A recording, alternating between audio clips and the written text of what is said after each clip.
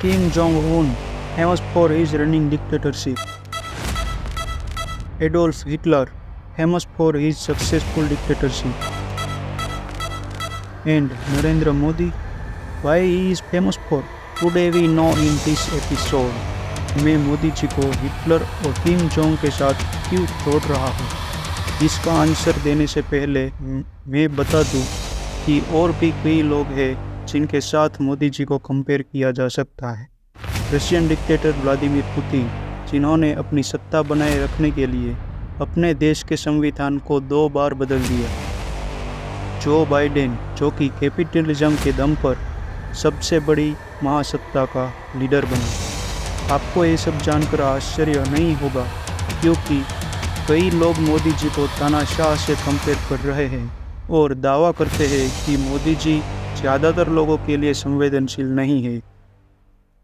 लेकिन अब आपको आश्चर्य हो सकता है क्योंकि ये प्रूव हो चुका है कि मोदी जी 80% आबादी के लिए संवेदनशील नहीं है। अगर आपको ऑलरेडी सब कुछ पता है तो मुबारक हो, आप खुद के साथ ऑनेस्ट हो। बाकी लोग जो इस मोदी लीला को नहीं जानते, इनके लिए है आज का एक छोटा सा गूज़बम्प, और साथ साथ जानेंगे इंडियन पॉलिटिक्स के बारे में आज के इस एपिसोड में। आजकल मोदी जी का चेहरा कुछ अलग टाइप का दिखने को मिलता है। थोड़ी चिंता उनके चेहरे पर साफ नज़र आती है। मोदी जी ने कोशिश करने में कमी नहीं छोड़ी, लेकिन विपक्ष ने डट कर उसका सामना किया और ज़रूरत लगी तो सब एकजुट भी हो गए।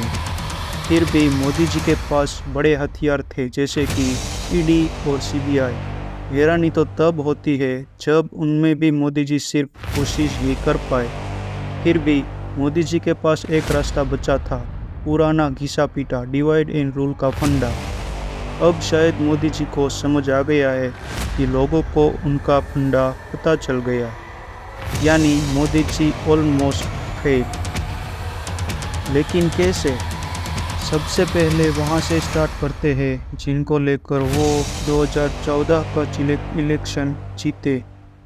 वो है गुजरात मॉडल, यानी पूरे इंडिया को वो गुजरात की तरह मनी मेकिंग बनाना चाहते थे। उन्होंने स्टार्ट कर दिया।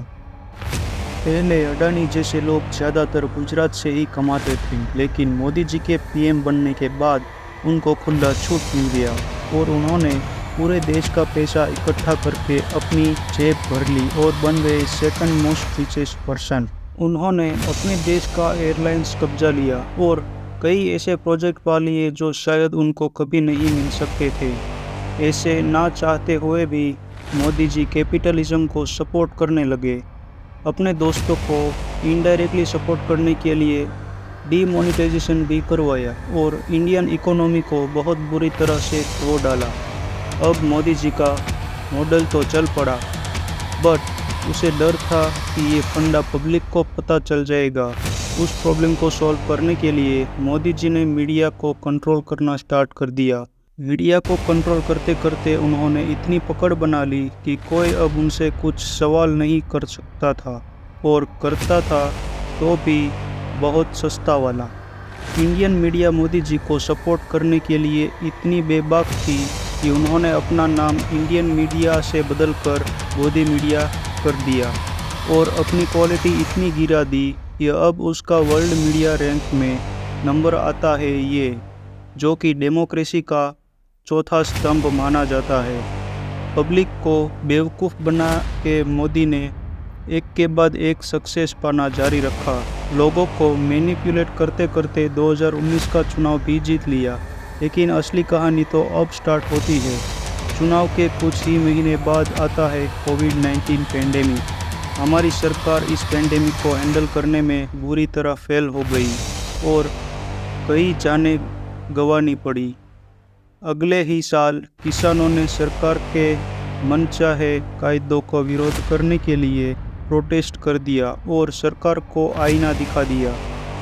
इन सब के चलते हम मोदी जी को क्यों सक्सेस मानेंगे, और आप बताइए कि ये फेल क्यों होए।